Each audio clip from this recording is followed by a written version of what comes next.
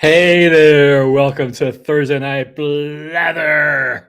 Man, when that 2 minute timer starts, I get a little bit uptight. I gotta tell you, I used to do improv. I've talked about it a bunch of times, and my fear, my fear would be getting on that stage, and there's no script, and the fear of not knowing what to say in the middle of a scene was debilitating. It never actually happened. And it's kind of the same thing with this. I could prepare all week. I could do this. I could do that, getting ready for this show. But I think the nature of Blather is just kind of speak from the heart and say what I'm going to say. So, and I see guys who are really good at that. This one guy, Sticks, Hex, and Hammer. He's a bit of a weirdo, but I don't think he has a script. I think he gets on there and he starts talking, and he's kind of the master of keeping it within like a minute or two of 10 minutes, and then ends with that's about all. And I'm not sure I perfect that art yet. You get like Rappaport, who'll just rant, but he's good at it. So I'm still kind of trying to find my niche in this whole thing. I wonder, sometimes I wonder why I do it. I sure as hell don't do it for money. Although I'm pleased to say that my subscriber base has grown tremendously since I started doing this. And a couple of weeks ago, my video got over 400 views on YouTube, which that's a lot for me. But I'm not monetized. I don't have a lot of hope of being monetized anytime soon. I don't aspire to be monetized. I'm not going to be one of those guys who gives you his Patreon at the end and says, like, click, subscribe, comment. I do like the comments. I like comments. I like subscriptions, but I don't want your money. I really don't. I got a good day job, and I'm doing this just for the love of doing it. And the advantage I have over bigger podcasts who are in it for the money is, a lot of them are beholden to their their sponsors, to their money people, Jenk, and others, many others. It's not just him. But that $2 million in Jeffrey Katzenberg cash sure as hell did change the demeanor of the Young Turks when that money came in. So Jeffrey Katzenberg being a big-time Democrat kingmaker. So anyway, I'm not here to trash anybody right now. Well, I might start trashing people. You never know once they get going. And so I don't have a whole big speech written for tonight. Let me go to my go-to thing, because everybody keeps asking about the nose. So here we are. Now what that is a silicone strip. Thank you, Stephanie, for getting these for me. Because right here, you can't see it through the strip, but this is a hard bump. It's called a keloid or a keltoid. Anyway, these strips supposedly bring them down. I still have the, well, you can't really see it too good there, but that's where the stitches were from and this is really special. On September 2nd, he's going to do this side of my nose. Can't tell you how much I'm looking forward to that. Anyway, I don't claim a lot of originality except for when I'm writing songs. I've said before, I'm fourth generation regurgitation. I'll watch things on the news. I'll watch podcasts. I'll watch commentary. They're basically just regurgitating things other people said. I don't have an on the scene reporter ever since I lost Joey Meatballs. So it's just me, watching podcasts, watching the news, watching this and that. But on the way home from work, I generally listen to Megyn Kelly's podcast. Now, I don't necessarily agree with everything Megyn Kelly says, although I do agree with a lot of what she says. But one thing I'll say for sure about Megyn Kelly, she is one hell of a journalist. And her coverage of Trump is a great indication of that. Anybody remembers the first Republican debate in 2016, her and Trump were going at it. And in the aftermath of the debate, he was making all kinds of inappropriate-ish comments about what time of the month it was for her and stuff like that. And she doesn't hold that against him. She's objective and fair when it comes to her coverage of him, and I appreciate that from her. So anyway, I'm driving home today, and I'm listening to her podcast. She had a guest on there. John Solomon. John Solomon was her guest today. And I'm listening as I'm heading home. And it got pretty interesting. And then I stopped for gas. So I missed whatever amount that was. And then I got a phone call because somebody wants to know if I've been in an accident for the last 2 years. This is the new scam. Apparently, it's pretty widespread. And it starts out with a bot, usually a female voice. And this, that's the screener. And they want to know if you've been in an accident for the last 2 years. So I try to play along with this thing, and I try to give all the right answers. Like first I'm like, no, get out of here. I get this call like literally every day, sometimes twice. So I'm trying. It's like a video game. It's like Mario and Bowser. The old original Mario Brothers. You try to get as far as you can in the game, and then when you die, you gotta start over. So first I would say no, I wasn't in an accident. Well, they hang up on that. Then I said I was in an accident, and I got the guy's voice. I got the guy. We'll turn you over to our senior claim advisor, whatever they called him. He says, were you in the hospital? I said, no. Click. So, okay, I got to say I was in the hospital. So I get the call again the next day. And now I'm kind of hijacking somebody else's experience in Las Vegas. So I said, yeah, I was in the hospital. I was in Sunrise Hospital for 2 nights with a broken shoulder. Click. Oh, because I said it was a slip and fall. It needs to be a car accident. So then yesterday I get the call again, and they said to me, the same thing, car accident, blah, blah, blah. So the guy gets on the phone. I've gotten good at getting past the bot, but I need to get to what the scam is, because it's clearly a scam. And the way I know it's a scam is because they're calling from my area code 714. From a different number every day. So they're clearly just ghosting phone numbers, which is one of the first indications of a scam. And so the call yesterday was, were you in the accident? Yes. And then I said, yeah, I was in an accident. I was in the hospital. I was in a car accident that wasn't my fault. I was in the hospital. I got a lawyer. He ain't doing nothing. Click. So today I'm listening to Megyn Kelly talking about this whole Russiagate gate, because Russiagate is not the issue. Russiagate's the issue, but not because of the substance or lack thereof of Russiagate. It's because of the lies behind Russiagate. And oh boy, this guy Clapper seems to be in deep doo-doo. Oh, whoa. I didn't know Clapper was one of the people who was responsible for the whole WMD hoax, but that's a rabbit hole I'm not prepared to go down right now.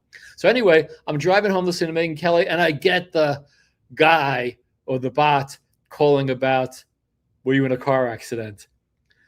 So I missed more of it. So anyway, the point is, I didn't listen to the whole thing. I heard some of it, but I have the video of it, and I'm going to listen to it with you guys. So this might be a lengthy Blathercast tonight, because rather than just cut these things, I have several videos to share. I have another one from Sky News Australia. I have another one from, what was the other one? Oh, yeah, I got a nice blast from the past from 2018 talking about the whole Peter Struck Lisa Page thing. Remember that? Remember when Trey Gowdy got who misses Trey Gowdy? Who misses? And again, 7 people watching. If any of you have gotten that phone call asking if you were in a car accident, please make a comment. I really want to know that I'm not the only one. I know one of my coworkers gets this call every day also. It's pretty widespread. And I'm determined to give these guys the right answer. I keep giving the wrong answer. So I got to say it was a vehicle accident. I got to say I was injured. I got to say I was hospitalized. I can't say I got a lawyer. Okay, that's great. So next time they call, which will be tomorrow, no doubt, I'll try again. I want to get to the part where they ask me for money, which will be inevitable. So anyway, yes, I'm listening to Megyn Kelly on the way home, and it's a fascinating interview with this guy, John Solomon. And so, like I said, it's going to be a long Blathercast tonight. So what I'm going to do is I'm just going to play a a lot of this, maybe the whole thing, and I'll pause to comment when I have something to say. And if any of you in the Blatherverse has a comment, wants me to pause, I will do that. I'll do that. We're doing this live. Sometime over the weekend, I'll edit this down to something much shorter. But now 9 people. I love it. We got a bunch of people watching. I love the Blatherverse. I like this small, intimate group. Why do I do this? Because what am I going to do? I'm gonna work all week, go see my grandchildren when I can, watch sports on TV, play fantasy sports. Now that I'm not hosting an open mic anymore, this is my creative outlet, and I do hope to have this be back to being my creative outlet, because I started doing this to tell my prison stories. And politics keeps hijacking me, because I listen to Megyn Kelly on the way home from work, and she gets me all fired up. So without further ado, let's hear what I heard some of and didn't hear a lot of on the way home from work today. It's shocking. So take us through the latest reveal. So people, I think, will become more familiar over the next few weeks as we continue to dig through what we now know and what we're about to learn, that March of 2016 is a moment of great peril for the Democratic Party.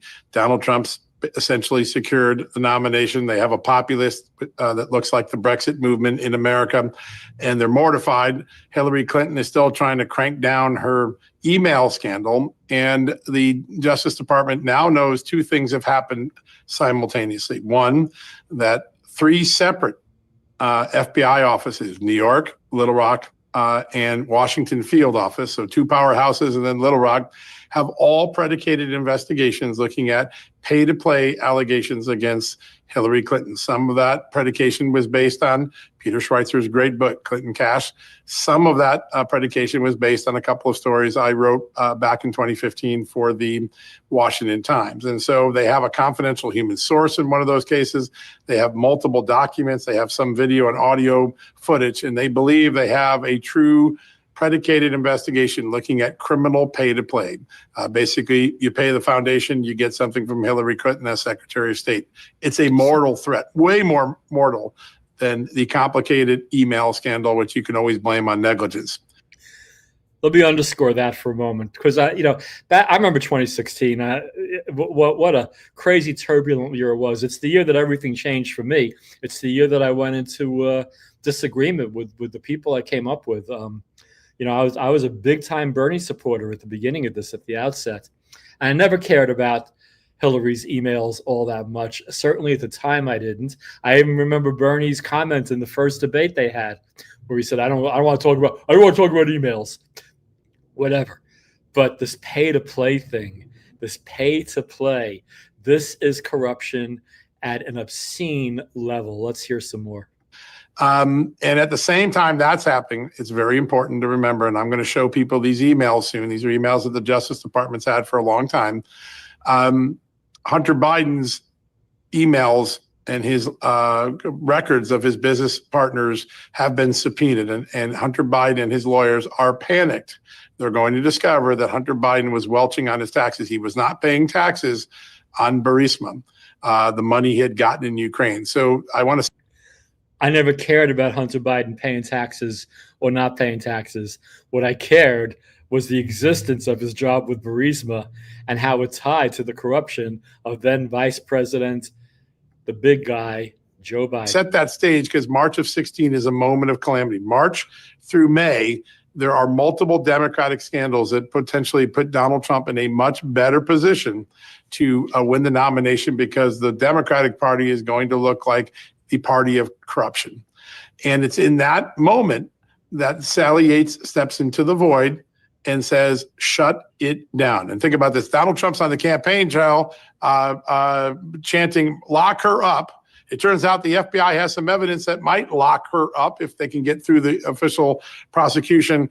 And the answer back from Barack Obama's Justice Department is shut it down. They form a protection racket around Hillary Clinton, and as we know from the IRS whistleblowers, eventually a protection racket around Hunter Biden.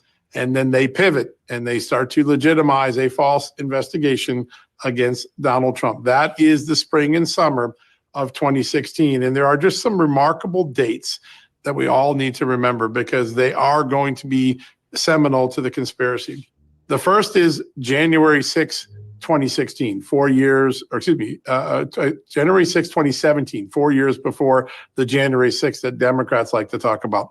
It's on that day that the Intelligence Committee assessments released, and it's the day before when Sally Yates is in a meeting with the president and the vice president, Barack Obama, Joe Biden, concocting how they can keep pursuing former National Security Advisor Mike Flynn when the FBI has just cleared him of any criminal wrongdoing. It is at January 5th and 6th that create the distrust that ultimately boils over on January 6th, 2021. And then on July 5th, 2016, the day that James Comey walks out and waves a magic wand without the legal authority to do so and clears Hillary Clinton in the email scandal, that same day, Christopher Steele walks into the FBI with information that ultimately becomes the Steele dossier. Those two dates are not just symbolic, they are meaningful dates in the conspiracy.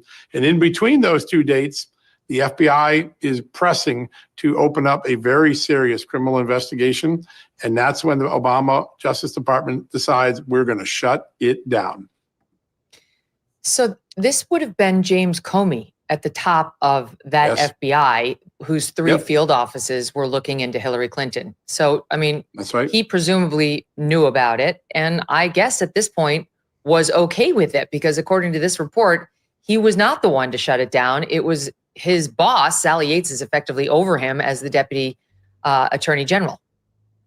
Yeah, let's keep in mind how these two departments work. The dirty work always falls down to the deputy, right? You never have the attorney general put her hands on it. You never have the FBI director, with rare exception. Comey actually violated that role. But that's what deputies exist for in these departments, to carry out the will of the boss and to have their fingerprints on the decision. So it's not an accident that it's Sally Yates and the deputy director at the time, Andrew McCabe, that are doing this. There's no chance, zero chance, that the attorney general and FBI director don't know of something this high.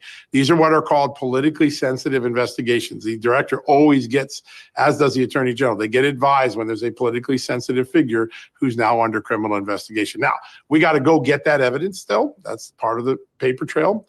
But the deputies are simply carrying out the duties, but there's very little chance that the principals don't already know. Okay, let's pause that there. Because I want to go to another video, and I'm not going to shut this one down.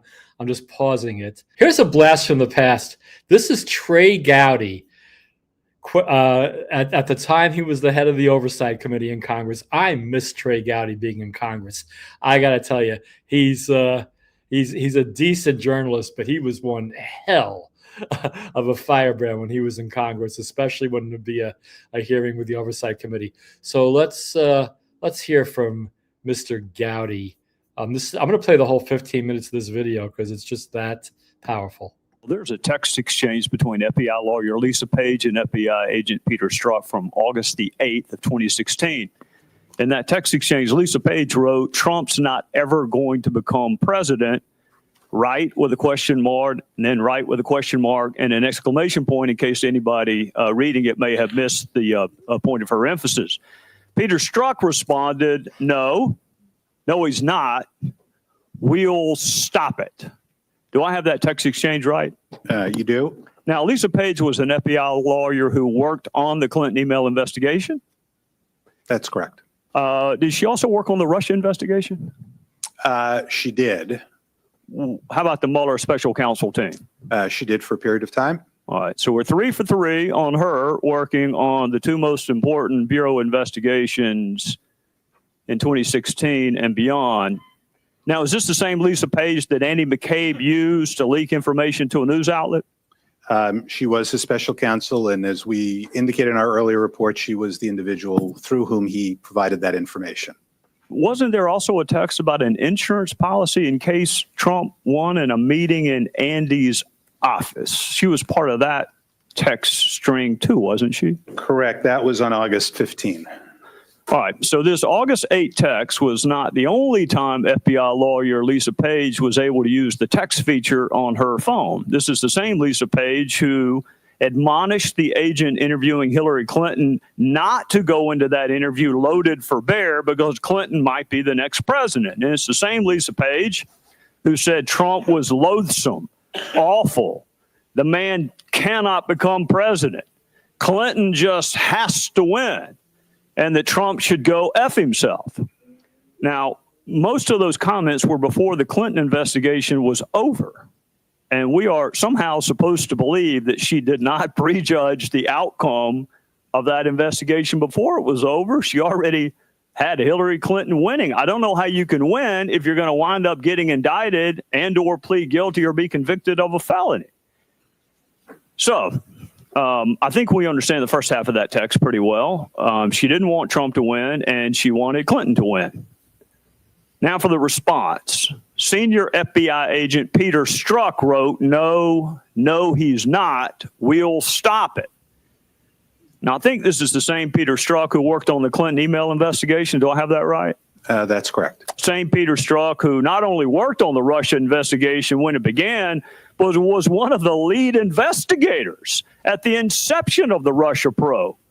Do I have the right Peter Strzok? That's my understanding. Now, is it the same Peter Strzok who was put on the Mueller special counsel team? Yes. All right. Same Peter Strzok. And this is not the only time he managed to find the text feature on his phone either. This is the same Peter Strzok who said Trump is an idiot. Hillary should win 100 million to 0. Now, Mr. Inspector General, that one is interesting to me because he's supposed to be investigating her for violations of the Espionage Act at the time he wrote that in March of 2016. Oh boy. I hope you guys are following this. I'm definitely I followed it back then too. Peter Strzok, a senior in the FBI investigator, and Lisa Page, an FBI lawyer, who, by the way, are lovers, not married to each other, married to other people. If I'm not mistaken, I got to disclaim that that's possibly hearsay. Don't sue me. I don't care. Go ahead and sue me, Peter Strzok. But I believe that Lisa Page was your grandma. Anyway, Trey Gowdy's really digging into it. This is really important. Like I said, I didn't really care too much about Hillary's emails. Yeah, it was wrong. But I kind of feel like we're pushing a little bit too hard on that. But this kind of thing, where you have the assistant director of the FBI saying there's an insurance policy to make sure that a certain person isn't able to serve as president, that's really scary. If this doesn't scare the shit out of you, even if you live in the 510 area code, I mean, God, in 2016, I hadn't completely given up on the left. But this was certainly the beginning of it. And part of it is because I spoke to a guy, we're friends, but we don't agree on anything, who said that Peter Strzok's a hero. Get out of here. Get out of here. And yes, Kameshwari's Kate says H.A. Goodman was following this closely day by day. And as a matter of fact, I was following H.A. Goodman closely day by day, and I wondered at the time, because if you remember, and Kate, let me know if you agree, H.A. Goodman started out as a big-time Bernie supporter and ended up being a Trump supporter, and I wondered, what a journey that is. How do you go from supporting Bernie Sanders to supporting Donald Trump? And he did it in just a couple of months. It took me many years to go from supporting Bernie to voting for Trump. And yes, Trump's presidency has not been perfect. I have my criticism of him, but I do not regret my vote because the alternative was absolutely impossible. But H.A. Goodman was the first podcast I watched regularly. He was the king of clickbait, though. You might remember, Kate, and anybody else who watched H.A. Goodman at the time, it was clickbait because he would have these titles of his videos, Hillary indicted. And I'm like, yeah, Okay, great. I want to know about it. No, it was, So Goodman, for all he was, Goodman was far from a perfect podcaster, but he was my first, and I moved on from there. So anyway, let's get back to Trey Gowdy, because this is pretty powerful stuff. I miss Trey Gowdy. He's supposed to be investigating her for violations of the Espionage Act, and he can't think of a single solitary American that wouldn't vote for her for president. I mean, can you see our skepticism? This senior FBI agent not only had her running, he had her winning $100 million to nothing. So what if they'd found evidence sufficient to indict her? What if they had indicted her? Is this the same Peter? He wasn't part of the interview of Secretary Clinton, was he? He was present for the interview. Kate says correctly, H.A. Goodman lost his mind when the DNC pulled the nomination for Bernie away from us. Bernie broke basket of deplorables. Yeah, that was it. That was my moment. I supported Bernie, and that's where the great divide happened, because we were all in the same place. There I was up in Northern California at Wavy Gravy's 80th birthday party, and you had Ben from Ben and Jerry's making a passionate speech in favor of Bernie, who at that point had lost the nomination. This was already May of 2016. It was pretty hopeless at that point. But there was the whole crowd cheering wildly at all the pro-Bernie rhetoric. I was side by side with all these hippies that I had lived with all through the 80s. And but when the DNC pulled the nomination from Bernie away from us, I did not abide. No, Sarah Silverman, I was not being ridiculous. That was my one of the worst moments, watching that convention, and people were booing. They booed Debbie Wasserman Schultz off stage. It was beautiful. And then Sarah Silverman comes up with Al Franken, who looked like a deer in the headlights, and says, all you Bernie supporters, you're being ridiculous. And that's when I knew. That was when I knew that I was entering hostile waters I remain in to this very day. Huh. So 4 months before that interview where he was present, he's got her running and winning 100 million to zero. And it's the same Peter Strzok who wrote The Bigoted Nonsense of Trump. Trump's a disaster. I have no idea how destabilizing his presidency would be. He wrote F Trump. Trump is an effing idiot. On the prospects of Trump winning, he wrote, this is an effing terrifying. In addition to seeming to like the F word, I think we have the same FBI agent, Lisa Page, and the same FBI agent, Peter Strzok, working on the Clinton email investigation, the Russia probe, and on Mueller's team. So we have the right text and we got the right people. I want to make sure we have the chronology right. July 5th, 2016, Comey announces no charges for Secretary Clinton, right? Correct. July 28th, 2016, the FBI initiates a counterintelligence investigation into Russia and the Trump campaign. And Strzok is not only on that Russia investigatory team, he's actually leading it. So that's 3 weeks after Clinton is exonerated by Comey. Strzok is leading an investigation into Russia and possible connections with the Trump campaign.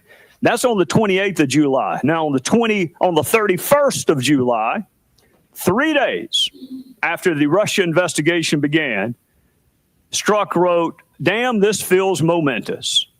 The other one did too, but this was to ensure we didn't F things up. This one matters because it matters. And if you happen to not know how important it is, he went ahead and put matters in all caps in case you happen to not focus on the importance of why this matters. Now, her investigation was just to make sure they didn't F things up. This one, we're 3 days into it, Inspector General Horowitz, 3 days into an investigation, but this one really matters. I wonder what he meant by saying the purpose of the Clinton investigation was to make sure they didn't F things up. But the Russia investigation, that one was different. That one really mattered. You know, it almost sounds, Inspector General Horowitz, like they were going through the motions with the Clinton investigation. But boy, they sure were excited about the Russia one. Then we get to August 6th. This is less than 10 days after the Russia investigation begins, and Page says, you are meant to protect the country from that menace. And then we get to August 8th, 2016, less than 2 weeks after the Russia investigation even began. The lead FBI agent says he will stop Trump from becoming president. This is 2 weeks into an investigation, and he's already prejudged the outcome. And we're somehow supposed to believe that that bias was not outcome determinative. I can't think of anything more outcome determinative than my bias against this person I'm investigating with only 2 weeks worth of investigating. I have already concluded he should not be the president of the United States. And then we get to August 15th, just over 2 weeks into the Russia investigation. Strzok says, I want to believe the path you threw out, that there's no way he gets elected, but I'm afraid we can't take that risk. It's like an insurance policy. Mr. Inspector General, that is 2 weeks into an investigation, and he is talking about taking out an insurance policy because he can't fathom the target of his investigation possibly becoming the president. Do you see how bad this is? I mean, God, I know most of the people in the Blatherverse probably are prone to already agreeing with, with just how awful the Democrats are, et cetera. Mind you, Trey Gowdy's saying all this in 2018, 7 years before the Tulsi Gabbard revelations. Just chew on that for a brief second. So I want to go back to the no, he's not going to be president. We'll stop it. What do you think the it is in that phrase, we'll stop it? Oh, I think it's clear from the context. We're going to stop him from becoming president. That's what I thought too. Now, I wonder who the we is in the we'll stop it. Who do you think the we is? Well, I think that's probably subject to multiple interpretations. We'll see if we can go through a couple of them, or a broader group beyond that. I mean, it's hard to fathom a definition of we that doesn't include him. So we know he's part of we.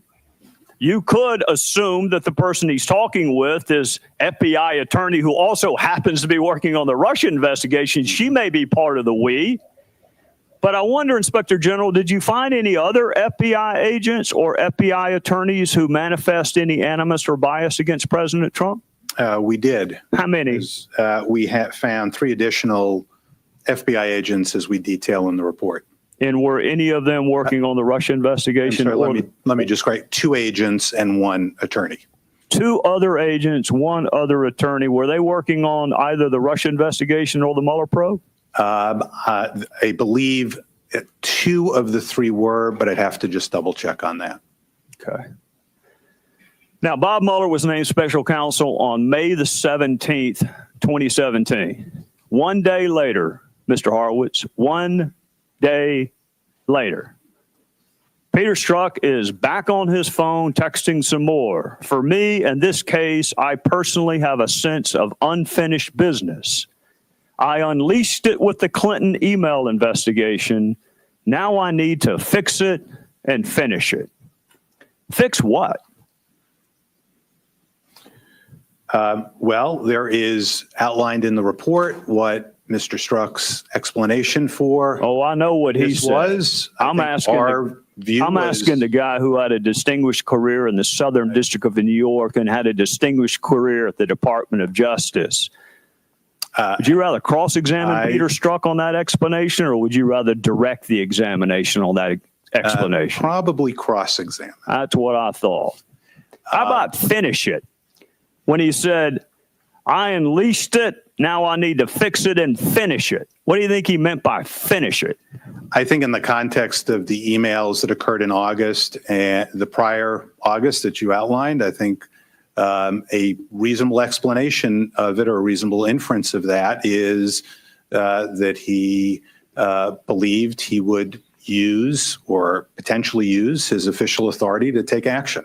But this is 24 hours into him being put on the Mueller probe. There's no way he possibly could have prejudged the outcome of the investigation. Maybe he did.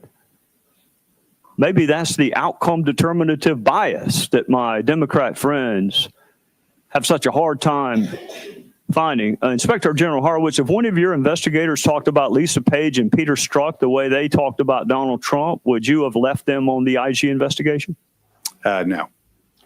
Did you ever have an agent? In case you're wondering who he's talking to, by the way, that's he's the Inspector General of the Department of Justice, Michael Horowitz, who's giving some pretty good answers to these really good questions. When you were a prosecutor with this level of bias? As I've laid out here, I thought this was completely antithetical to the core values of the department and extremely serious. Can you speak up, please? I'm sorry. I heard you, but you can say it where Mr. Nadler can hear you too. My view of this was that this was extremely serious, completely antithetical to the core values. In my personal view, having been a prosecutor and worked with FBI agents, I can't imagine FBI agents suggesting even that they might use their powers to investigate, frankly, any candidate for any office. Well, I can't either. And let me ask you this in conclusion. I think you've already, you laid out in your opening that Peter Strzok's obsession with Donald Trump and the Russia investigation may have led him to take his eyes off of the Wiener laptop and in a notably ironic way calls Jim Comey to be a little bit later in sending those letters to Congress.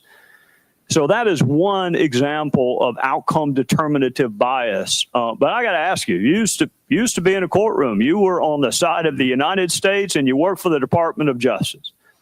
If someone is prejudging the outcome of an investigation before it ends, and someone is prejudging the outcome of an investigation before it even begins, what is more textbook bias than prejudging this investigation before it's over and this one before it begins? I am struggling to find a better example of outcome determinative bias than that. So what am I missing?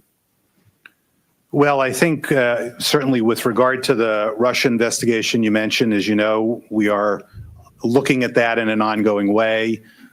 With regard to the Clinton email investigation, I think as we lay out here and go through it, we looked at text messages, emails, documents to try and assess whether the specific decisions that we were asked to look at and then the ultimate prosecutorial decision were impacted by Strzok, Page, and the others' views. And what we ended up finding, particularly as to the prosecutor's decision, was that was a decision they made exercising their discretion on their view of the policy, the law, and the facts as it was found. We've laid that out. And in our view, we didn't find or see evidence that the prosecutors were impacted by that bias. But as I mentioned in my opening statement, the idea here was to put out the facts for the public, members of Congress to see, and so that folks who want to take a look at those issues obviously can assess them themselves. Well, my time is up. I hope one of my other colleagues will explore that, because the explanation I've heard is that the failure to prosecute was predicated upon their belief that there was not sufficient evidence of intent on her behalf. And I don't know where in the hell you would go to find better evidence of intent than interviewing the person who actually was doing the intending.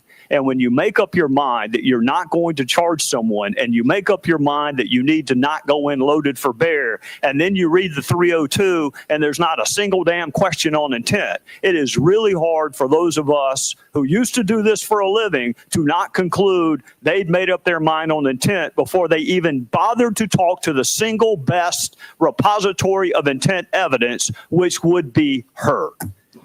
With that. Wow. Just wow.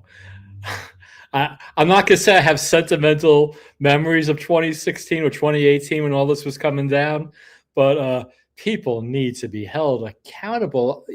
You know, I said it back in 2016 when I first when all these dirty tricks first started becoming apparent, and I was still kind of in the Facebook thing, and making some political comments on Facebook, and I was getting skewed on Facebook for the most part because I didn't bend the knee to Hillary. But I made one comment on Facebook that probably ended several friendships, and that was using fascist techniques to fight your perception of fascism is fascism. So I basically called the Democrat Party fascist, and and that was another piece of the chain, another step along the road of my being excommunicated from the 510 area code. And here I sit now. And what are you going to do? You know what? My opinions are my opinions. I'm not going to pander to anybody. Like I said, I don't get paid. I play guitar out in the street sometimes. People want to throw me money. I don't want their money. I want them to stop and listen and maybe dance or maybe sing with me or something. Same thing here. I'm not looking for money for making this. I'm not beholden to anybody. What I want is lively, truthful, non-hyperbolic discussion without ad hominem name calling. And it's hard to come by. It's hard to come by in my regular life. Most people I come across either don't follow the news at all, or they're really, really dug in to this. I don't know what to call them anymore. Do I say leftists? I consider myself to be a leftist. I did podcasts way back at the very beginning. Kate probably saw a couple of them when I was saying I'm trying to reclaim the left for actual leftists, but obviously I failed in that endeavor. It's not happening. But how did people who supported the things that Bernie stood for bend the knee to this corrupt witch? Oh my God. It blows my mind. So you know what, as far as my 510 community goes, I'm not going to say good riddance, but I'm not turning around. It's and again, I'm living for the day when one of my old comrades in arms back in the day when we were supporting nobody for president, and doing a lot of good stuff on some decent civil rights issues that when there were actual civil rights issues. I just want to hear from one person from 510 or 707 back in the places I lived in the 80s who has seen the light. I'm not going to say red-pilled, just understand the truth of it, understand what you're doing. They were saying to me things like, well, I don't care if Dianne Feinstein withheld evidence at the Mueller hearings, whatever it took to stop Mueller from becoming in the Supreme Court. Or my dear friend who's no longer with us from Brooklyn saying, I don't care if they rigged the election in 2020, whatever it took to stop Trump. No, no, the process matters. It really does. You probably also didn't care that the Democrats didn't hold a primary in 2024, or might as well have not held one in 2020, and rigged the primary in 2016. 2012 I could forgive because Obama was president and he was clearly going to be the nominee again. But again, I say this every 2 or 3 podcasts. The Democrat Party hasn't had a fair and competitive primary since 2008. That's 17 years ago. That's when a lot of Gen Zers were in diapers. So I'm not saying go over to the Republicans. I don't really particularly like them either, but think for your fucking self. It's just so easy. The cool kids were lefties. I remember high school. I remember college. It was cool. It was cool to be left. The left in terms that even I can understand, in Animal House terms. The left were the deltas, the John Belushi, Tim Matheson, good guys, and the bad guys were were the Omegas, Niedermeyer and Marmalard and the uptight assholes. That, that's the picture I had in my head of left versus right, certainly in the 80s. And even in, even 20 years ago, 15, honestly, up until 2016. And then the worm turned. Comedians on the right, I can't believe I'm saying this, but they're funnier than comedians on the left. Greg Gutfeld went on Jimmy Fallon and told funny stories and didn't say a word about politics. And what's the result? These joyless idiots start skewering Jimmy Fallon. How dare you have Greg Gutfeld on your show? Not to mention Fallon's ratings that night, including me. But he got like something like 30% more view. I'm not sure the exact number, but his ratings went through the roof the night that Gutfeld was on. So I'm tired of these joyless people who are perpetual victims. I can't take it anymore. It's ridiculous. So I'm gonna keep going with this. Now I'm gonna get back to Megyn Kelly soon, but this whole Russiagate thing, it's not just a local story. They're talking about this in Australia as well. And we have the brilliant, in my opinion, Douglas Murray as a guest to break some of it down for you. So let's share that. Go to the US. You wrote a fantastic piece for the New York Post on the Russian collusion hoax, the manufactured scandal, the Democrats and the media push for around 4 years to undermine Trump's first term. You're arguing, Douglas, that there needs to be a reckoning of sorts. Those in the intelligence community, for example, who knowingly worked on promoting these lies, you argue should be exposed. Absolutely. I mean, at the very least, there needs to be a commission of inquiry, a committee of inquiry, in the House or elsewhere in Washington, looking into exactly what it was that happened before and during Donald Trump's first term as president. You remember, Rita, we had in America 4 years of very senior people in the intelligence world, in the political world, the Democratic Party, insisting that Vladimir Putin had stolen the election in 2016. That there was Russian collusion. They always said for 4 years, all these liberal, so-called liberal left-wing late night talk show hosts like Rachel Maddow, all these people like Schiff, Adam Schiff, they went around saying, we've got the evidence and we've got the smoking gun and we're going to deliver it tomorrow. And if it's not tomorrow, it'll be the day after tomorrow or maybe a week Tuesday. And the evidence was never provided because there was none. And for 4 years, these people tried to subvert the presidency. They delegitimized the ballot in 2016. They delegitimized the idea that the ballot was safe and secure. Now, in 2020, when Donald Trump was accused of saying that the ballot was not secure and so on and much more, and then we had January the 6th, there was a committee of inquiry. It went on for months. Why is there no such committee like the January 6th committee about the 2016 to 2020 Russia hoax? This involved very senior people, and some of them will still be there. And I think it is absolutely crucial that this wound should be closed by finding out what went on, who it was who pushed it, and why it is they got away with it. I don't know if anything's going to close the wound, but people need to be held accountable. And I'm also sick of people who are trivializing Tulsi Gabbard's findings. I mean, she's risking her life. Chuck Schumer went on TV after Trump was elected, and the famous, if you mess with the intelligence agencies, they have 6 ways to Sunday of getting to you. And Tulsi has made herself some very, very powerful enemies. So people who want to say, "Oh, it's a distraction." No, bullshit. It's not a distraction. It's the thing.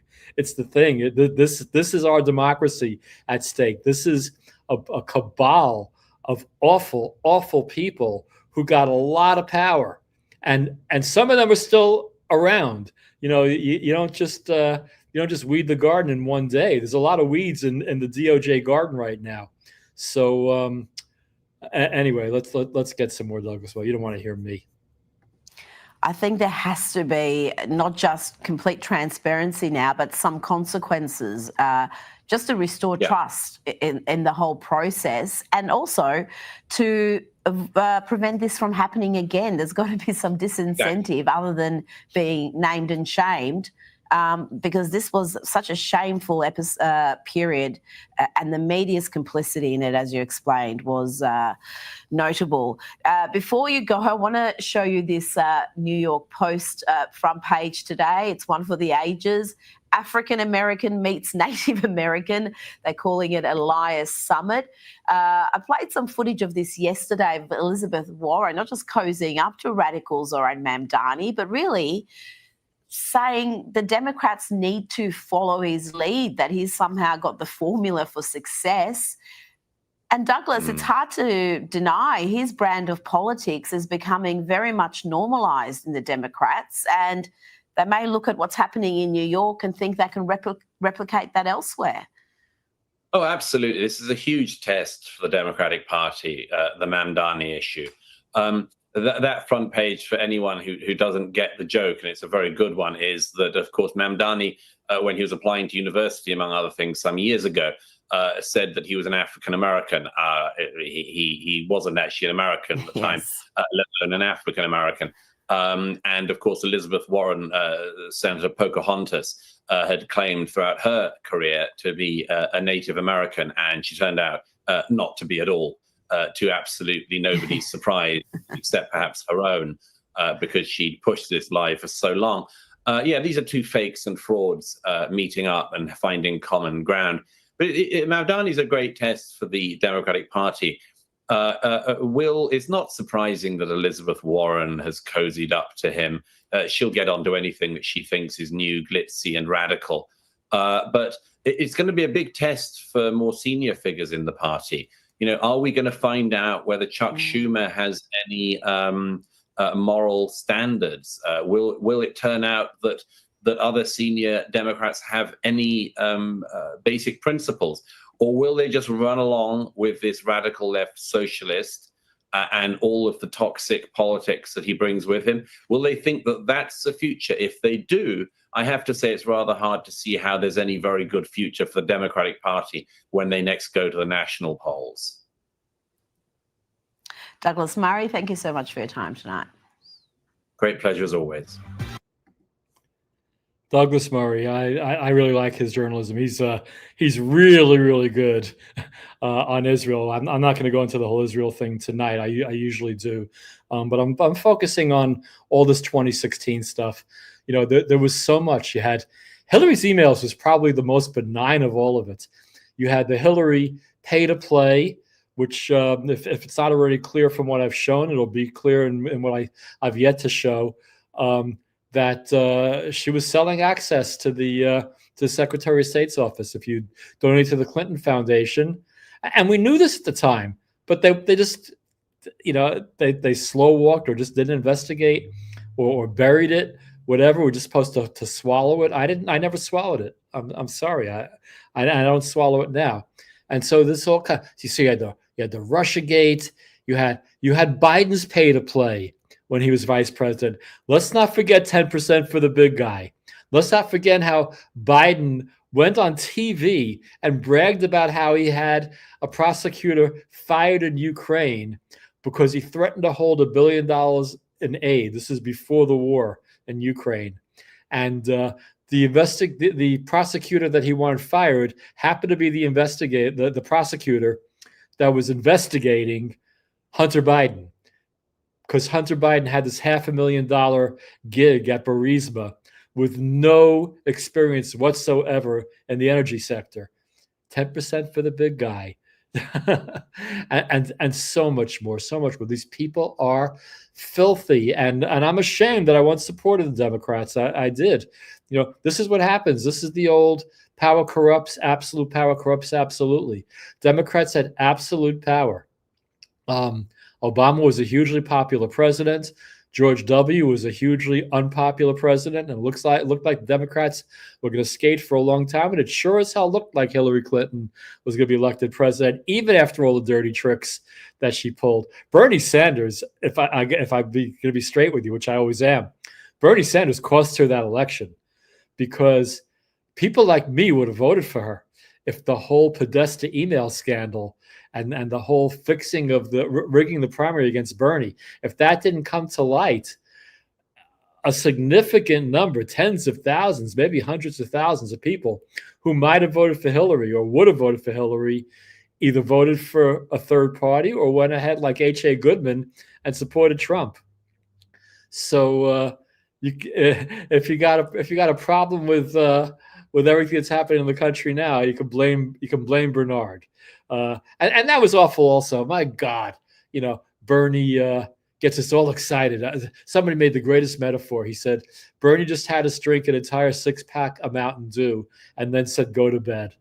Because he got us all excited. Bernie was going to blow the whistle. Bernie was going to be the guy who took down the healthcare cartel that's sucking the blood literally out of the people of this country. He's out there now talking about how the Democrats are making a mistake by accepting billionaire donations, and he's right. But it's too little, too late, Bernie. Because after you made this whole big show of being the populist that we thought you were, you told us to go ahead and support Hillary Clinton after all the dirty tricks that she pulled on you. Sorry, you don't fight for yourself. You're not going to fight for me. That's that as far as you go. So let's do. Let me go to my Twitter now and check out some of my pinned tweets from the past week, and then I'm going to wrap it up by going back to the whole Megyn Kelly thing. And again, 14 people watching live. I really appreciate that, and you're getting kind of the unabridged versions of these videos I'm sharing. I'll probably, because I'm over an hour now. I usually stop before an hour. But I'm going to just show the whole things on this. Although the Megyn Kelly thing goes on for like another hour. I'm going to probably cut that off at some point. But I definitely want to show more of it. But first, let's go to the Blathering Boomers Twitter bookmarks. And so the first thing I have was there starvation in Gaza? And yeah, is there starvation? And there certainly is. And there's your starvation. There it is right there. They're starving the hostages and putting out videos bragging about it. What kind of animals are we dealing with here? And what kind of people support these animals? It breaks my heart that the same people who were, again, I talk about how people were side by side with me supporting Bernie in 2016 and then Bentonita Tulsi. And then I got the people who were side by side with me decrying, is that the right word, decrying, or, basically criticizing the Democrats for their corruption, who've now become Hamas supporters. I don't even know who my allies are anymore. It's really, really been tough. So that's what else I have here. Oh, so again, just dwelling on Israel for just a moment. Let me give you 56 seconds of this woman's brilliant analysis. Free Palestine. We did. Israel completely pulled out of the Gaza Strip in 2005 and forcibly expelled all the Israelis living there, leaving behind beautiful land, greenhouse gases, and a thriving environment. And what did the Palestinian people do? Burn down all the greenhouses that Israel left behind and elect Hamas, the terrorist group, as their leaders in 2007. And since then, every single resource that has been brought into Gaza from Israel has been used to create rockets by Hamas to attack the Jewish people. None of that water, none of that funding going to educate or enriching the lives of the people living in Gaza. And who's deciding that? The terrorists they elected, Hamas. So if you really want to free Palestine or free the Palestinians, then support Israel in eradicating Hamas from the face of this earth, because the day that Hamas disappears will be a better day for the history of the people living in Gaza and the people living in Israel. The only way to free Palestine is to eradicate Hamas forever. Am Yisrael Chai. Love that. Can't help there's that same headline. African American meets Native American. Douglas Murray already explained that. This is from Triple B. Let me play this 2 minute 22 second video because her post says, DNI Tulsi Gabbard is a superstar of the Trump administration. Whistleblowers are coming forward to her because they trust her and they know she will act. That's from Ashley Nicole, better known to some of us who've known her for a long time as Triple B. Well, let's hear this. The superstar in the Trump administration right now keeps coming back to Tulsi Gabbard's desk. And I will tell you that I met with some of her own people yesterday, or the day before yesterday, rather, in DC, and they are gushing. These are people that work for her. They're gushing about how resolute she is, and there's the amazement in their faces when they talk about her is you never see that from anybody else when they talk about their whether you're talking to staff members of a congressman or you're talking to somebody that works at the FBI or works for one of the other agencies. You don't see this type of effusive praise that you get when you talk to them about Tulsi, and she is the one that's producing the results as a result of that. So she's not only infecting her own staff and her own team with her own resoluteness to get to the bottom of these things, that as a result, she's producing these results. And one of the things that we're going to see results from, probably coming from her office, I can't imagine that they're going to come from anywhere. I can't imagine they're going to come from Secret Service. I don't believe anything's going to come out of FBI of anything substantial right now. But if we get it from Secret Service or FBI, it's going to be as a result of the work that Odie and I has done through her team at the DIG being the Directors Initiative Group is what they call it. And that's a directive from the president, again, himself, to get to the bottom of these certain things. And this, obviously, the president is interested in what happened in those assassination attempts against his own life. And we know that Tulsi Gabbard, DNI, has been the one in charge leading this document dump of all the Russiagate information. That's what we've already seen. And we've seen headlines, Steve, that there are whistleblowers that are saying, I want to go directly to Gabbard because I actually believe and trust her. Yep. And they are going directly to her and giving her the information. So because we know how bad the deep state is, they don't know, can I go to my superior over here? Do I go to this boss over there?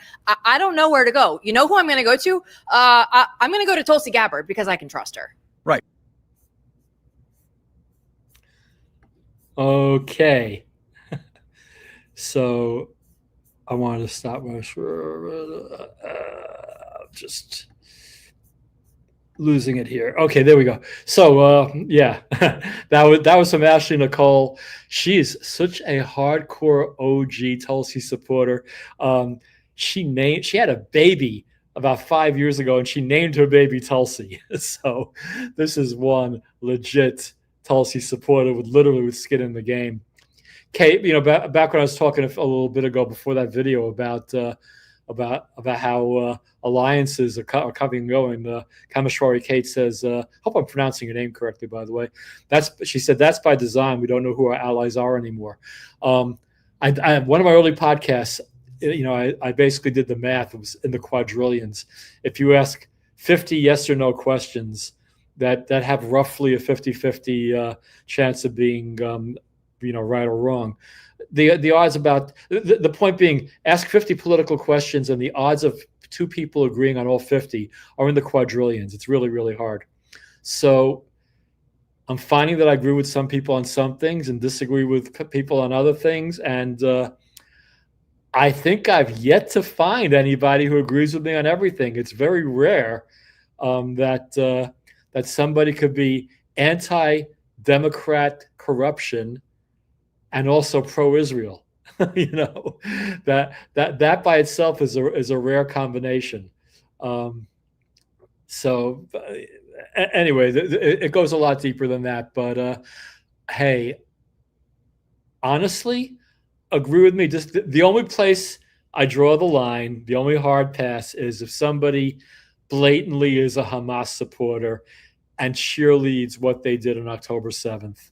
So and yeah, Kate, you're right. No, Kate said it very clearly a couple of weeks ago. We don't agree on everything. When I think I was going a little bit hard at Gabor Mate, and she objected to that. So it's great. But again, the thing of it is, I don't need people to agree with me. I just need people to be truthful and have reasonable discussions without it being hateful. There's one woman, another OG Tulsi supporter, who's very camera shy and very shy and won't share her name, but she calls me sometimes for an hour at a time and just blathers about how much she can't stand Donald Trump. And I gotta say, I don't agree with her about a lot of it, but I will say this: she's one of those rare Trump haters who doesn't have TDS per se. Her takes on Trump and why she doesn't like him are nuanced, and so we could agree to disagree, and I could spend an hour on the phone with her, and we agree on a lot of other things. She's actually the one who got me involved in the whole Bangladesh situation, which I apologize for not talking about tonight. And I will get back to Bangladesh, and I will talk more about Israel, Gaza, and I really, and I just want innocent people to stop dying. Safula, who came on with me and did a bunch of shows about Bangladesh, basically lamented that the most basic human rights being denied, and that is the right to die a natural death. And God, if we could just have that one thing, we might have overpopulation, but people need to stop killing each other. Wow. So I want Israel to finish the job. I want Israel to continue to try to not hurt innocent civilians as best they can, and just finish what they're doing. It's been close to 2 years already, and I support the result, the desired result. And I saw a video. I don't have it with me tonight, but as far as a two-state solution goes, I could see a two-state solution, but not with Hamas. Anybody who thinks there could be a two-state solution with Hamas, I'm not going to say you're an evil person, but you might be a bit delusional thinking that that's going to bring peace to the region. It's not. Hamas's charter is dedicated to the destruction of Israel. So I'd love to see a two-state solution, where reasonable people are at the forefront somehow. I don't know if it's possible, but that's my version of a two-state solution. Anyway, I'm going to close. I'm going to get back to me. I don't think I have any more on Twitter to share. Let me see if there's any more. No.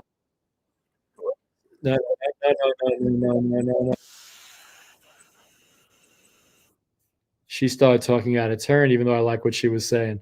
So I'm going to close with I'm going to play some more Megyn Kelly. I'm not sure how much more. This is the part. So basically, I got home, I parked in the garage, and I came into my house and started getting ready to do this Blathercast. So I haven't heard the rest of Megyn Kelly. I'm going to hear it for the first time right along with you. I might pause to comment. At some point, I might say that's enough. I don't know. Let's just go there and watch it together.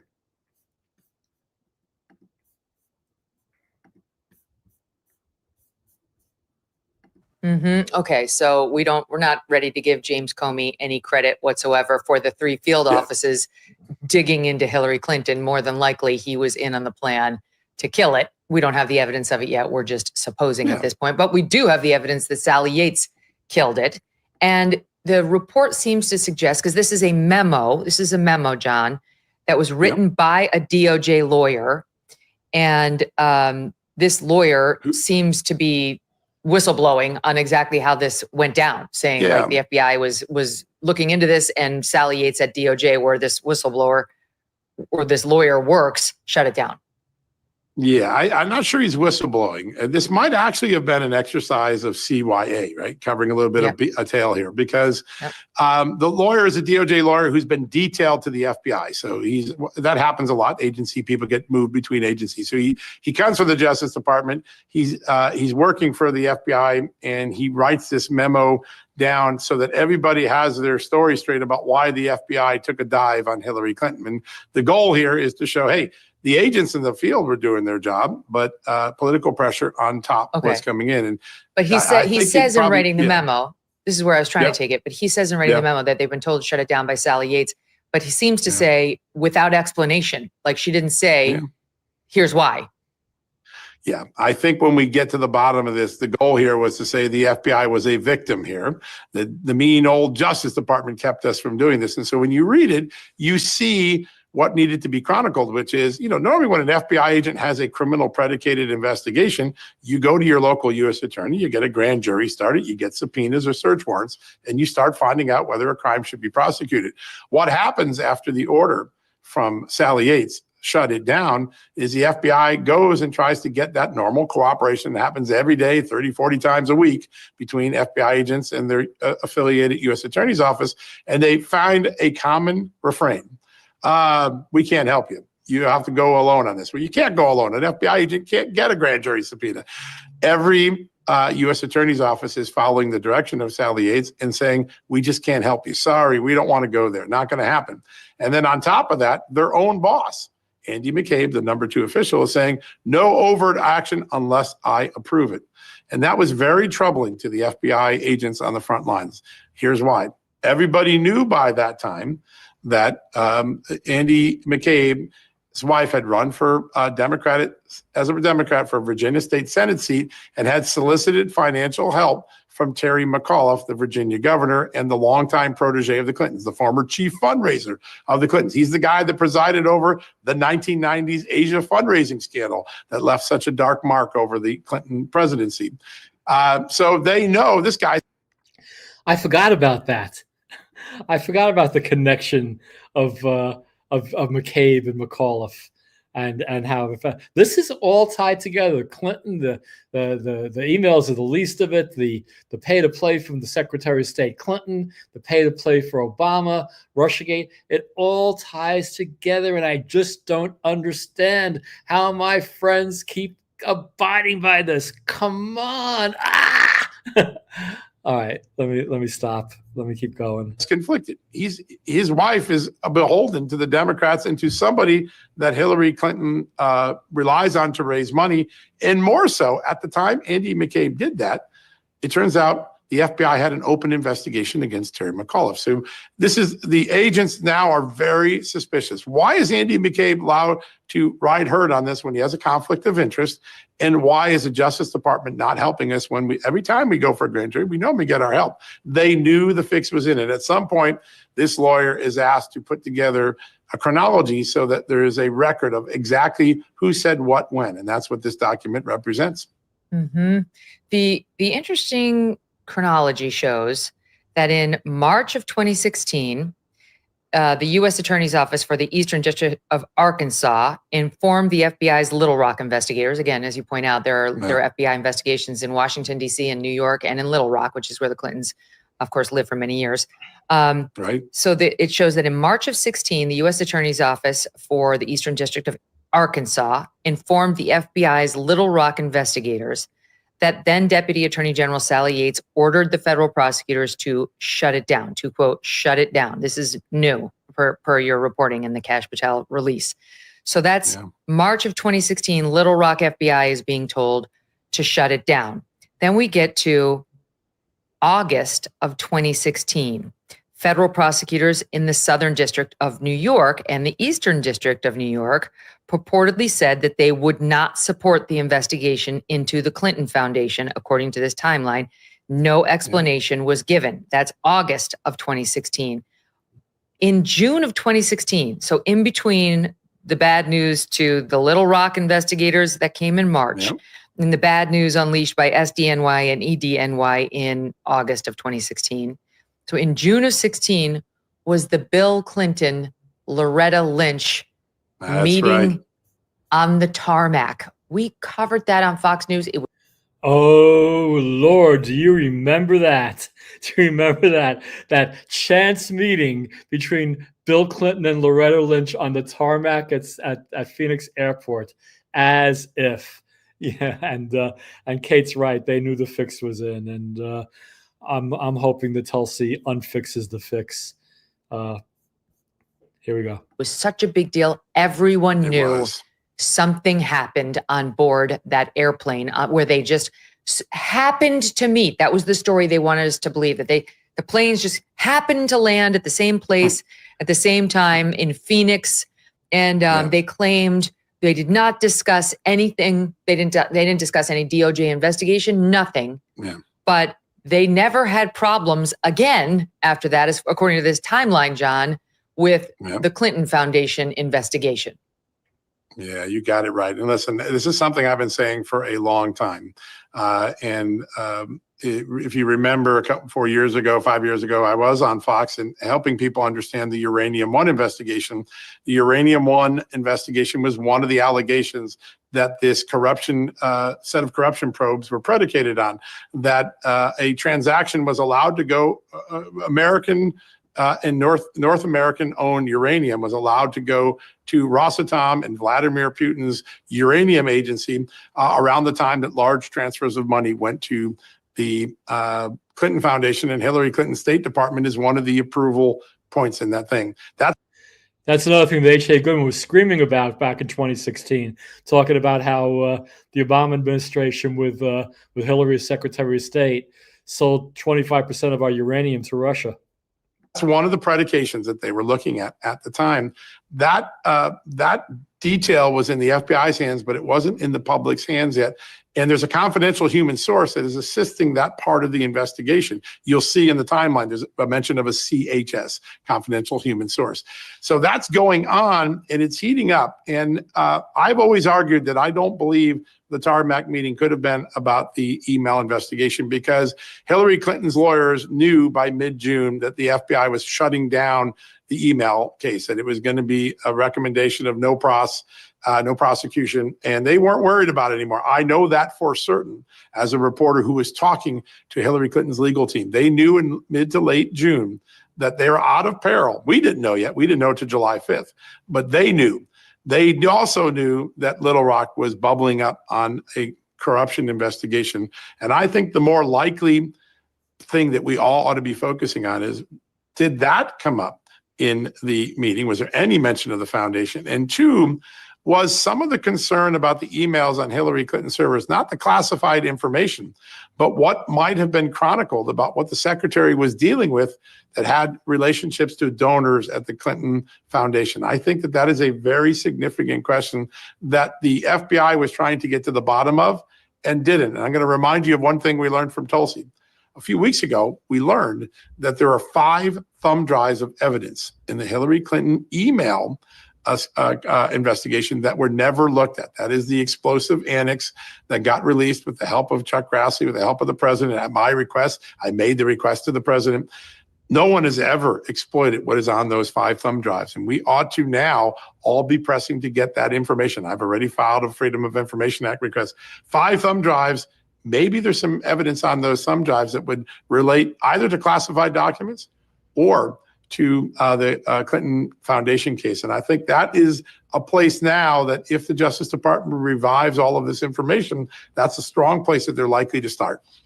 I got to stand semi-corrected, I guess, because I was unaware that Congress approved the Uranium One sale. So thank you, Kate, for sharing that. So now, maybe the Uranium One sale is not part of this whole tangled web of deceit and corruption. But H.A. Goodman sure thought it was in 2016. So like I said, it comes up in this, and obviously the blathering boomer remembers some things, but I got to take a deeper dive into the whole Uranium One thing before I can really intelligently comment on it. Let's have this guy go on. I just can't get over the contrast. They raided Melania Trump's underwear drawer. They searched Barron Trump's personals down at Mar-a-Lago. They uncovered every stone in an effort to get Trump, this FBI Biden's FBI and DOJ, and actually did bring criminal charges against him. The Democrats did, in 4 different jurisdictions. But with this, at every turn, John, they worked to dismiss evidence, to, when they found it, simply look the other way. When they might have been getting close to indicting, been told no by the deputy attorney general or the attorney general herself, not interested. It won't go, quote, too far. I mean, the double standard when it comes to a Clinton and a Biden on the one hand versus a man named Donald Trump on the other is shocking. And the dismissal of any evidence that downplayed their narrative on Putin's trying to help Trump, right? Like they had so much telling them that is bullshit. He actually didn't care who won the election. They worked so hard to dismiss the evidence that helped Trump and to play up the obvious false evidence like Christopher Steele dossier that would impugn Trump. But meanwhile, you've got 3 different FBI agents all driving toward the same conclusion, which is the sitting Secretary of State is corrupt. She is doing pay to play. You can only get access to her as the Secretary of State if you donate to her corrupt Clinton Foundation. And it gets shut down. It's the opposite. It's literally a 180 from what they did to Donald Trump. Yeah, listen, the way you opened your show, there's no better description of what the conspiracy is. It's a conspiracy to protect potential Democrats from potential criminal prosecution, and then to violate the civil liberties and privacy and reputations of innocent Republicans to create an alternate story to protect political interest, meaning what's going to happen in the election. That's what it is. It's not more complicated than that. I know people say, oh, a conspiracy case is going to be complicated. No, it's really not. We protected Democrats. And the cycle is Hillary has 2 problems. Email, now corruption. We can prove that was active at the time. Hunter Biden's got corruption in taxes. And by the way, the first evidence of that comes in March through May of 2016. And then 2019, it's Hunter Biden a lot more. And so we impeached the president, and we have the government actually creating stories that I think we will prove were false. And then in 21, they find Joe Biden's classified documents at UPenn office in Washington and his garage, and they got to make Donald Trump look like he's the classified guy first before they can let the cat out of the bag that Joe Biden has the same problem. It's a wash, rinse, and repeat cycle. And in the course of that, 2 potential crimes are occurring. Obstruction of legitimate investigations. Those are overt acts of a conspiracy. And then the violation of innocent people's civil liberties to create a political ruse. That is where I believe the grand conspiracy case is headed. I believe that there are multiple grand juries that have begun work around this country in multiple jurisdictions outside of Washington where evidence is now being gathered. You do? I do. Can report that, or you have reason to believe that? Nope, I have confirmed witnesses and who've had contact with the grand jury. So there are grand jurors in multiple locations. Some of those are in Virginia. I believe one is going to begin based on early discussions in Pennsylvania. There may be one in New York. And so the activity has begun. And the question now is, and those are probably not going to be the indicting locations. I think the more likely thing is you use multiple grand juries just to make it easy to gather lots of information quickly. That's the way strike forces work. And then you keep working from there. But there are multiple locations where pieces of this are being looked at. And maybe the grand jurors don't even know it's a grand conspiracy, just looking at some of the overt acts in one of these chapters of this sad story. But that is going on. And I think it's going to be a process, right? It's going to be a 6-month process. I don't know the reason yet. I wish I knew. I don't know the reason. I mean, there's lots. It could be related to the 2020 election. Yeah, that's where my mind went. Yeah. So we don't know yet. I just know that certain witnesses have been contacted about acceptance of grand jury subpoenas, and they're in different locations. So the process is beginning, but it's a long process. And, we won't know a lot about if the Justice Department does the right thing. Unlike the Obama and Biden Justice Departments that leaked anything, the grand jury process will be unbelievably secret and will be masked from it, because that's the way the process is supposed to work. In the meantime, we have an opportunity through the Freedom of Information Act and through our purchase as reporters to go out and try to get the story for the American people so they can understand why this is going on. The Democrats who didn't care about going after a president when it was the Republican are going to start crying, this is payback, this is retribution.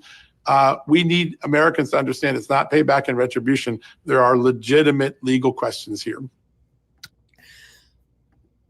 I think both things can be true. I think I think both things can be true. I think this can be payback, but it's legitimate payback.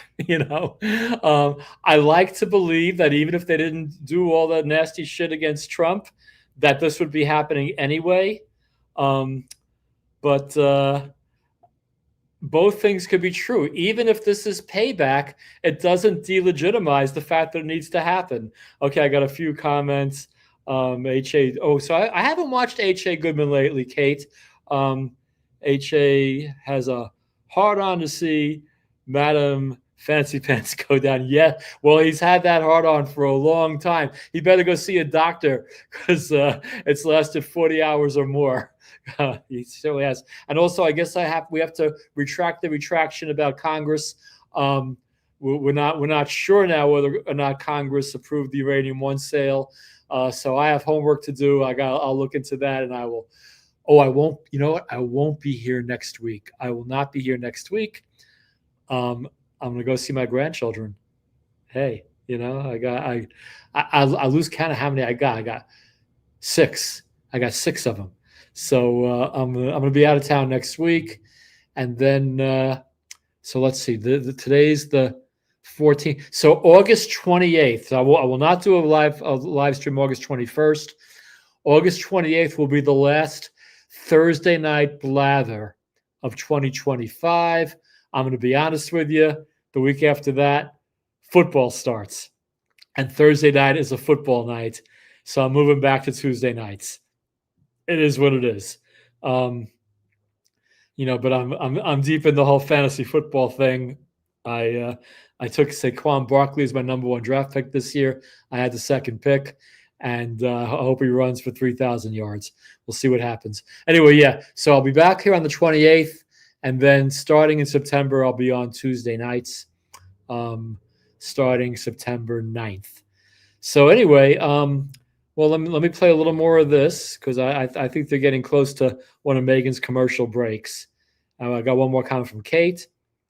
I check in with H.A. to see what he is on about. I give him a few minutes, but this news about the grand jury has H.A. spinning like a dreidel. Wow. Okay, so it'll be full circle. I started out the whole independent journalist thing with H.A. Goodman, and I guess I go back to him. He's put on some weight. Man, Kate, I mean, have you noticed how much fatter he is? Because I did check him out like a year or 2 ago. Man, he's put on a few pounds. Don't take Ozempic though. Julian Michael says it's poison. But I hope some intermittent fasting, some protein. I don't know, but HA looked like a little bit roly-poly last time I looked at him. But I'll check him out. I want to, again, clickbait aside, he's got some good insights. Okay. Back to me. Well, I've been blathering for an hour. Well, I haven't really been blathering. I've been intermittently blathering for the last hour and a half. But this stuff's important, I'm just gonna play. Like I said, I'm playing these entire videos. I'll edit all the stuff down over the weekend and have something shorter. But I got a bunch of people watching. I got 16 people watching. So those are HA's workout muscles. Yeah, interesting place for muscles. I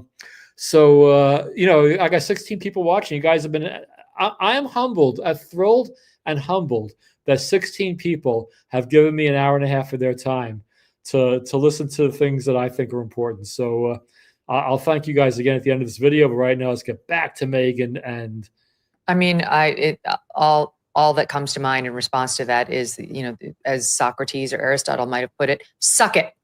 I couldn't care less. Like, too bad. What they have done, truly, they must be punished.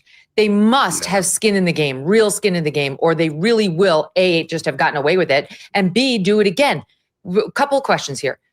Sure. I agree with you that if there's a grand conspiracy case brought, it's not going to be in Pennsylvania. It's probably going to be down in Florida, which, we've had a lot of people kind of kick around and raise over and over in this context. The raid on Mar-a-Lago is part of this, which would give them jurisdiction down there. The odds of getting a better judge and a better jury much higher for Team Trump. But what are you hearing when it comes to the possible names who might potentially be looking at an indictment here? Yeah, the only thing I know for sure is that there are multiple referrals. The first referrals came from the House Intelligence Committee in 19 and 20. They've been secret all this time, but I have confirmed as many as a dozen people were referred at that moment in 19 and 20 in the aftermath of the Ukraine impeachment show and the Russia collusion unraveling. Then there are the ones from John Ratcliffe, and they're the ones from Tulsi Gabbard. We kind of know some of those names, John Brennan, James Comey, people like that. Yeah, those are there. And I wouldn't be surprised based on yesterday's release of some information, which was incremental but important. You've got James Clapper, so it wouldn't be surprising if those names are there. They have said on television they expect to be encountering the criminal justice system in some way, and they're lawyering up. So I think those are reasonable things. I think this starts much lower than the big names. And when you're rolling up the mob, you start with the capos and the street lieutenants. You don't go right to the Godfather, right? You don't go to John Gotti right away. So they're going to roll up people in the deep state and in these nonprofits and in some of these other places, and then get them to testify upward until they get to the top. So the big guns are probably not going to face much consequence short term, other than maybe a subpoena for the records. And I think that's, if it's a traditional conspiracy case like you pursue the mob and the cartels, that's how they normally work. And I think the Justice Department is going back to the way it used to do things, and that should be comforting to us. Yeah. All right. I have another. It's related, but it's just so the audience can follow us along. It's off. Sure. It's off the discussion of today's news. You mentioned the House Intelligence Report, this one that was done in 2020 that wound up in a safe at Langley. Now, I'm trying to understand, John, why it is that we didn't get to see this until just now, until it got declassified. And what I'm finding, because you got to go back and remember who was in charge. So Trump won in 16, and the Republicans won the House. So the Republicans had control of the House from 16. Well, I mean, he took office in 17, but they get sworn in a little earlier. So the Republicans take office fall of 16 through fall of 18, and then they lost control of the House to the Democrats. So in that 2-year period, while Trump was president, Devin Nunes was the chairman of the House Intelligence Committee, and he launched an investigation into how the Russiagate nonsense got generated. And he was a real hero. I mean, he's truly like an unsung hero. I mean, he's kind of sung. Some Republicans know, but he really did get to the bottom of a lot of the nonsense. But he didn't release the report, that the House Intel report, that really, the one that we've been discussing that has all these new juicy nuggets in it. He didn't release it. That investigation seems to have continued even once the Democrats took power in the House and Adam Schiff, then a congressman, took over as chairman of the committee. It continued going, and it wasn't completed until the fall of 2020, when the Democrats were still in control of the committee. So I don't understand why, when it was finally done, it didn't get released. I can see why Adam Schiff didn't necessarily want to release it, because it wasn't good for his side and the Russiagate stuff.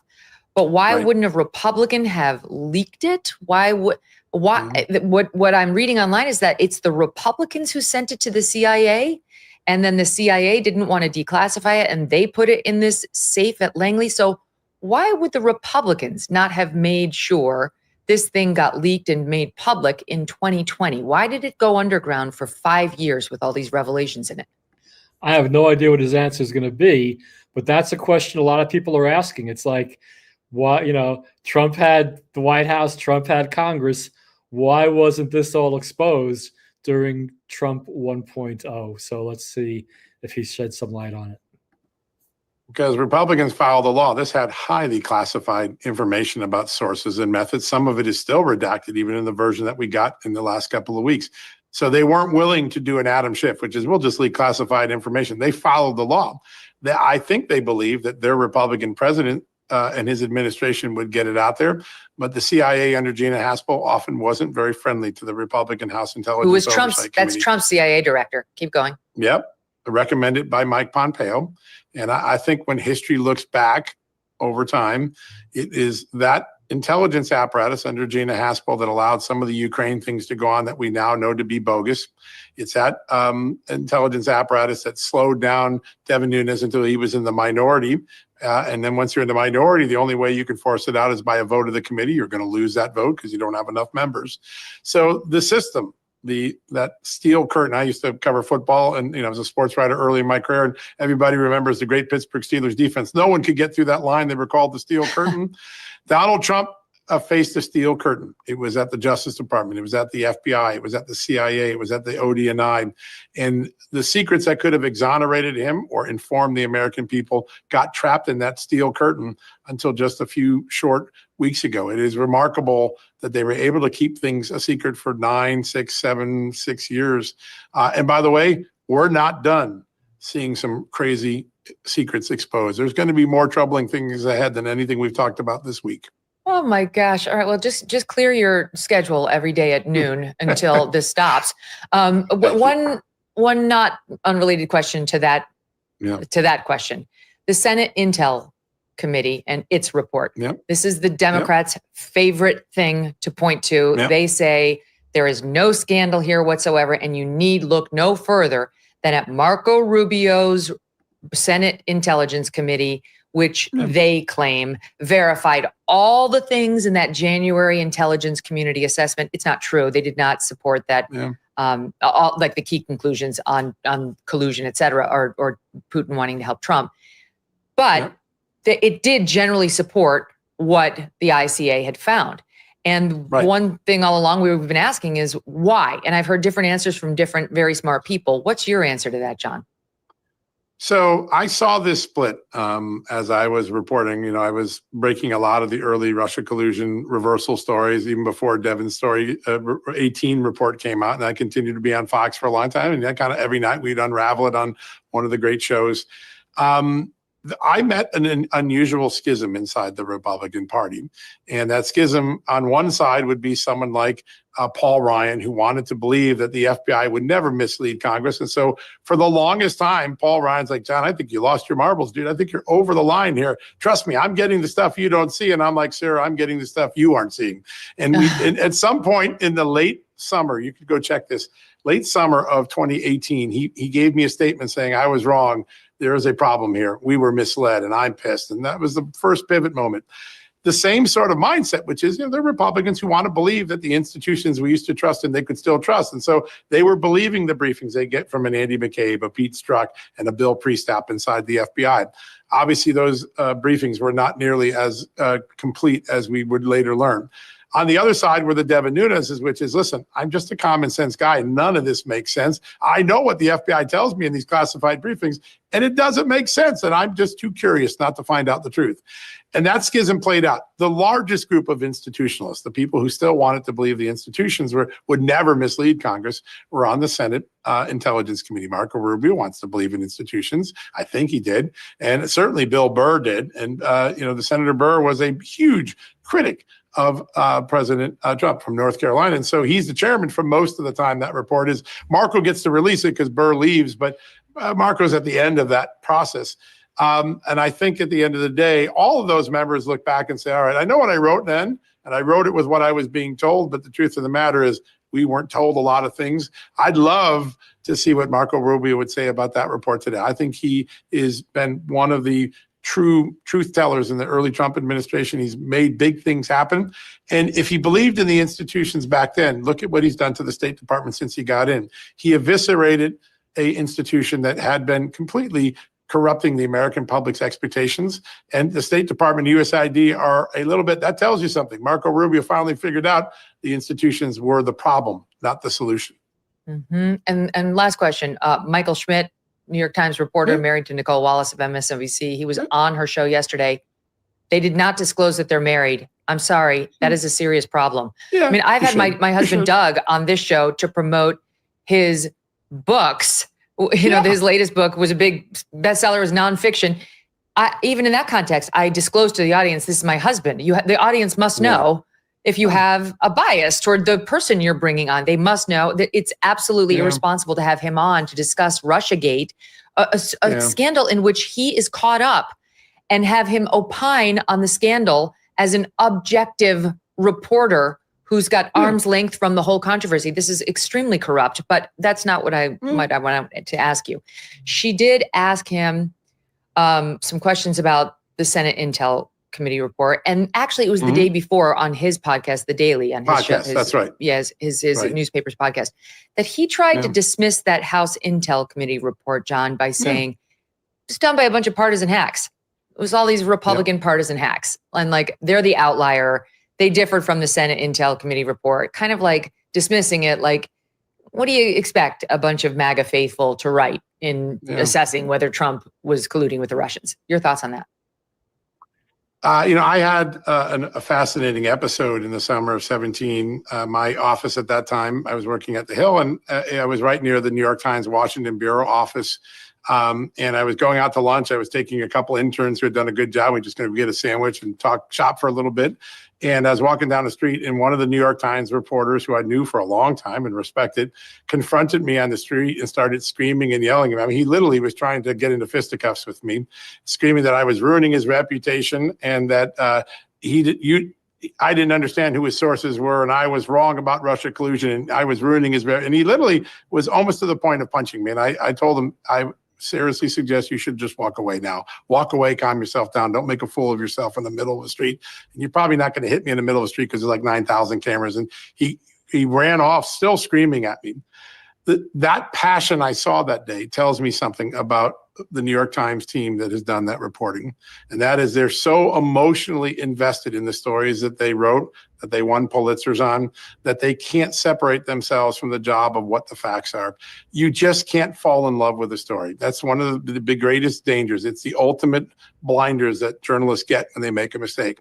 You have to always be a skeptic, even when it's a trusted source. And I think history will look back at the Washington Post and the New York Times, much like Jeff Kurth has already done in the Columbia Journalism Review, and said, good reporters, well-intentioned reporters, fell in love with the story and couldn't separate fact from fiction, couldn't see the motives of their sources. We now know the motives of their sources. Why? Because that's what Daniel Richmond admitted to. What did he tell the FBI?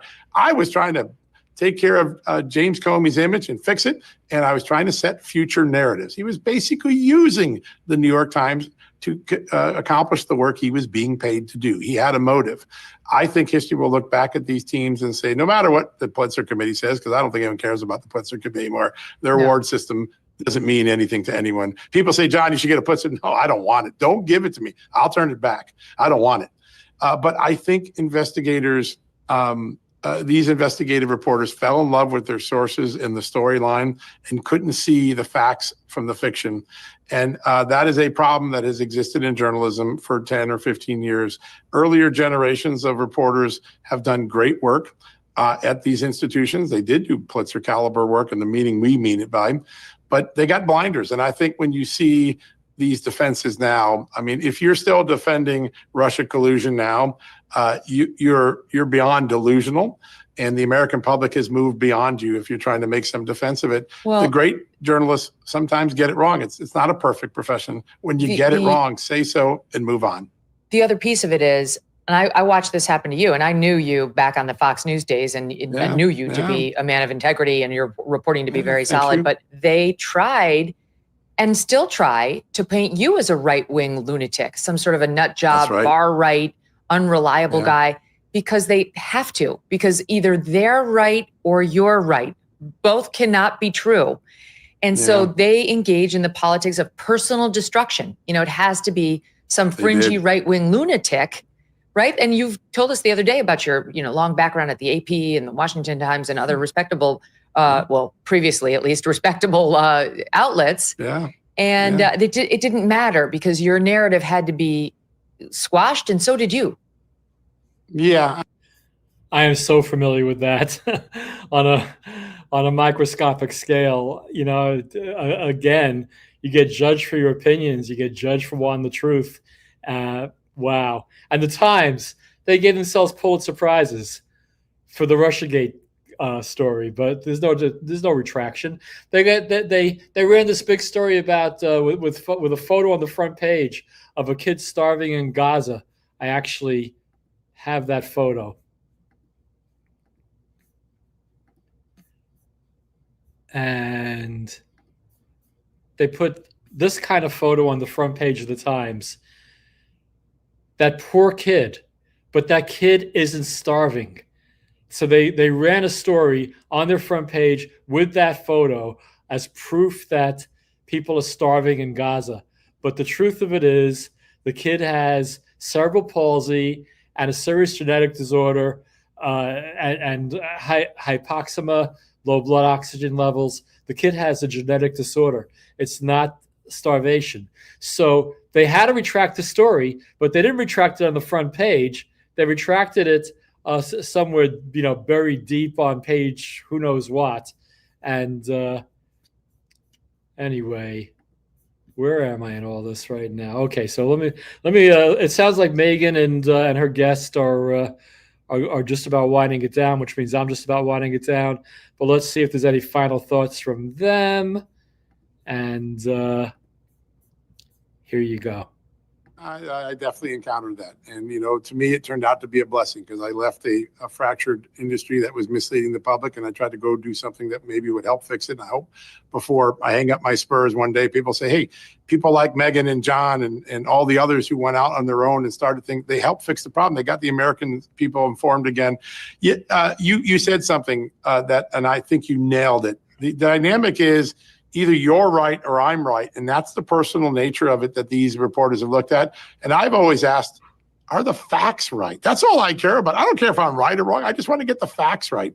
And I know that's what you do. I look at how you prep for your show. I've seen it the last couple of days. You are a quintessential reporter. You care about the facts. You want to know what's new, what's old. And in the way you've interviewed me, that's just about being about the facts. Too many of these reporters have gotten invested in their personality.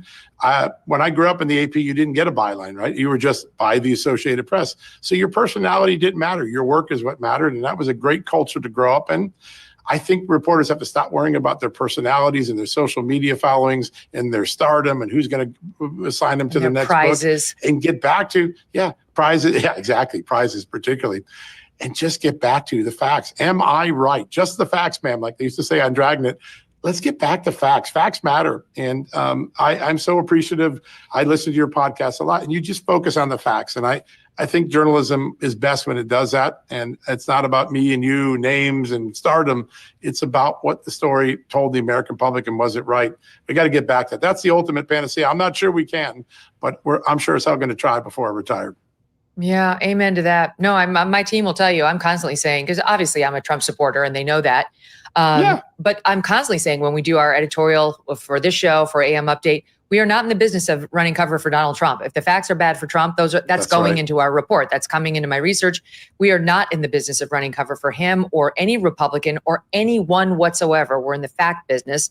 And then I'll offer my own particular take on the news, which I think the audience understands the difference between. But I would never sacrifice my credibility for him or any other politician. And when you go down that line, there's no coming back from it, John, as you know. Well, listen, I'm so grateful for your reporting, your honesty, and your commitment to truly intellectually stimulating, interesting reporting, no matter where it falls. God bless you. Back at you. Thanks. Wow. Okay. Good stuff. Wow. 18 people still watching. So I hope that was worth it. This is, God, I'm pushing 2 hours. This was a long Blathercast tonight, but I'm not doing it next week. So we're getting a double tonight.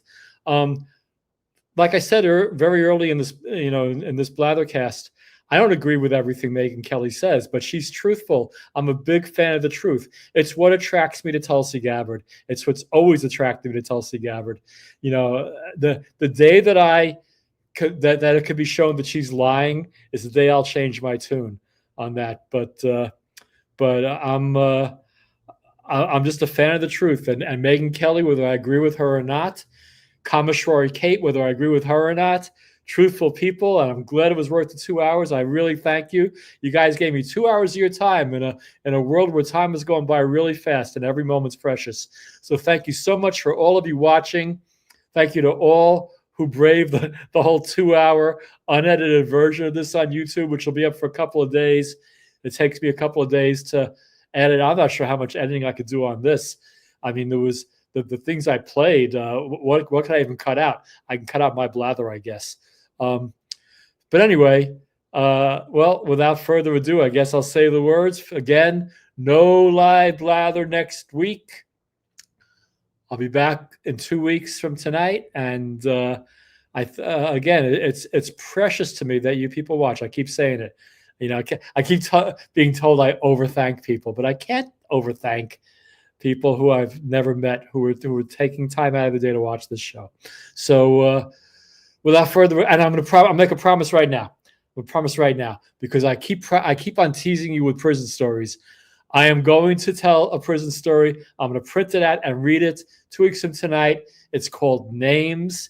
It's the story about how they took my name away and turned me into 76 D47 back in 1976 with some artistic flair or literary flair. I wrote the story about 20 years ago. So thank you all. Thank you, Kate, for the comments. Feel free to comment. I like the comments. As you can see, I read every single one of Kate's comments. So I want to interact with you folks. You know, even if I'm on a roll and you know, I ignore the comments for a while, something's up. But I will read every single comment that's made, and I'll address it, unless it's some stupid shit, you know, which does happen. You know, this is the internet. So what are you gonna do? Anyway, the Boomer has blathered. Have a beautiful next couple of weeks, and we'll see you then.